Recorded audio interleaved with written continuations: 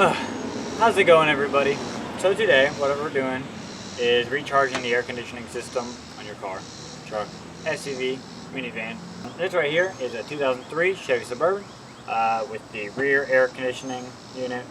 That will have absolutely no sense of importance at all in this entire video. I'm just mentioning it because maybe you guys have it and maybe we wonder if it works. And the answer is yes, this does. And I was at Walmart and I went to go pick up one of these. Well, this is one of my old ones. This is one of those like AC Pro thing, but it has a gauge on it.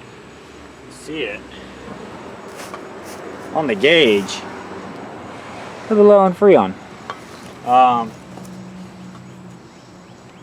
That's as low as this thing would be willing to read. And as soon as I connected it there, hasn't changed. So yeah, it's just super low in Freon. I use this to do the air conditioning on the Saturn. It worked great. It comes with, if you get a set from Walmart, right, it was like 30 bucks for this and this together, right? Well, I'm done with that. That's useless. But this right here, it'll still work. If I have this piece, it'll screw back on. Works exactly the same as if it didn't. So what we're going to do is we're just going to put Freon in it and hopefully we get a result out of it. We have two ports here. We have a low pressure port and a high pressure port. Sometimes they'll say H or L or to be different colors or whatever. With this truck, they decided to be jerks and not tell you. But you want to access your low pressure port, which is this one right here. You want to unscrew it. Take the cap off, set it aside, you don't want to lose it. So now you got like a little straighter valve here. So what you want to do is, when you measure it, is you want to get your little connector right here. It pushes up a little bit. Put it like kind of rest on top. Flick it up and then push down. Do a better job than I just did. Well, alright, sweet. So that's on there now. And then you want to get your reading. To get an accurate reading, what you want to do is you want to turn your vehicle on. And you want to have your air conditioning on full blast on recirculation mode. So that's what we're about to do. Make sure nothing's in the way of the fans or whatever. Because, you know, that could be dangerous.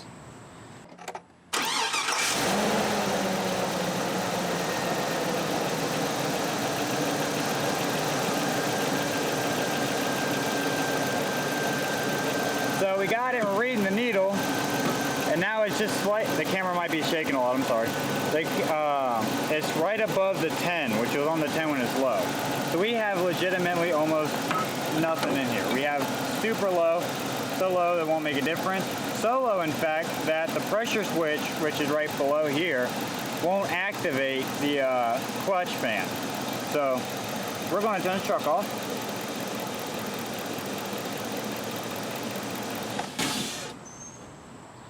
So we turn the truck off, and now what we're going to do is we're going to go ahead and recharge the system. So if you have the regular can, there'd be a spacer you got to pull out. This one doesn't have it, so I'm not going to pull it out. So I've been shaking this thing for about a couple minutes now. So what we're going to do is we're going to put this, attach it back on.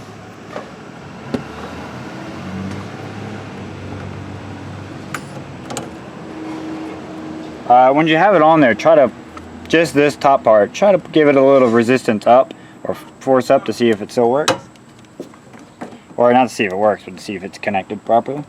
So I'm still shaking this. It says shake well. I don't really know entirely what that entails. So we're going to turn the truck back on. AC's on blast, and you want to make sure recirculation mode's on. And what we're going to do is we're going to hold it upside down. We're going to pull the trigger, and we're going to shake it while we enter it, or put the Freon in the system.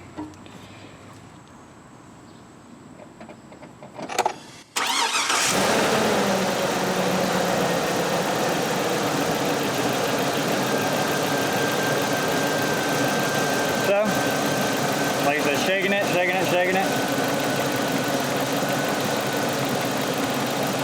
So now we're going to hold it completely upside down. And then what we're going to do is we're going to, it's on tight, we're going to hold the trigger and squeeze the trigger and move it about 90 degrees when we're doing this. And then you want every about like 10 seconds, 15 seconds, you'll look at it and you want to make sure the gauge stabilizes. So here we go. Going in.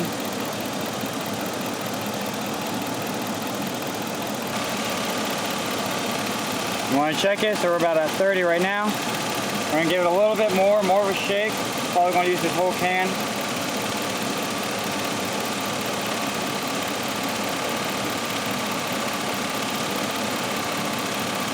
the can is starting to get super cold. Okay, so now we're right about in the middle in the green section. And yeah. Take the camera off. Now we're in the middle in the green section. So we come in here and ideally, still a little warm, but it's getting cold.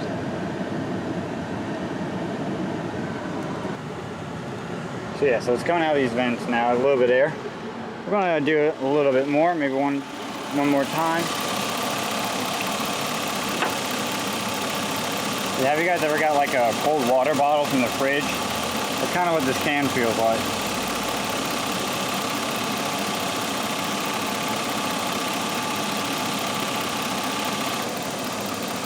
So they're clutch engaging. Yeah, it's blowing cold now. Put in the auto setting. Yeah, so this thing is really, really low in Freon. There's still a lot missing that I need to put more in here. It is way colder than what it was before, but still not super cold, what I'll call it air conditioning. I don't know though, it does feel pretty good though. Let's see if the back air conditioning works. Oh yeah, that's cold for sure. Yeah. Sweet. That's really all you need to do it to fill the Freon in your car. That actually worked really well. We gotta make sure that the compressor is running when you're doing this. If you look at the gauge and it goes in the red, kind of like that, the compressor's not on. Which it's not on right now because the truck's off, but I was looking at that when I was cycling through. Sweet. And that's how you recharge the Freon air conditioning system in your truck. So that works really well. I did that to the Saturn. Saturn's air conditioner works really good. Now I just did that to the Suburban because, like I said, so earlier what was happening was the compressor wasn't coming on, which is, you know, it's below this piece right here. But it's underneath there, below literally everything on the engine. That's why it's like really hard to see or do a video about it. And can't even really see it. I mean, it's right there where that belt's at. That's where the compressor's at. But the compressor wasn't spinning. I was checking the fuses. All the fuses work.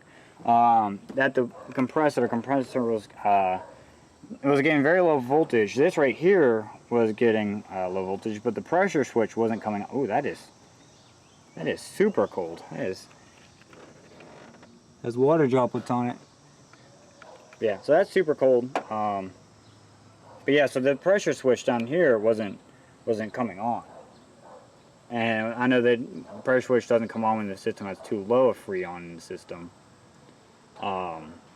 That's just supposed to protect your compressor and your clutch. So we got that working.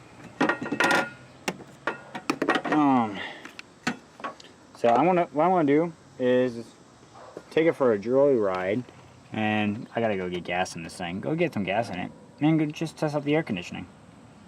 But yeah, that's all for you today, guys. If you have a car or a truck, same thing works for all cars, all systems. But that's how you do it. So I'd like to thank y'all for this short video. I made a huge video this morning where I was trying to diagnose it. Let me tell you, it was terrible. I was looking through that, I was looking through this, going through that, and going through that. I couldn't freaking figure it out, but I finally got it. So yeah, that's all for you guys. The video it was like 3 hours I was out here trying to figure out why it wasn't working. I guess I don't have Freon in the system no more, so just added some. It's all good to go. So yeah, that's it for you guys. Thank you for staying tuned, and see you guys in the next video.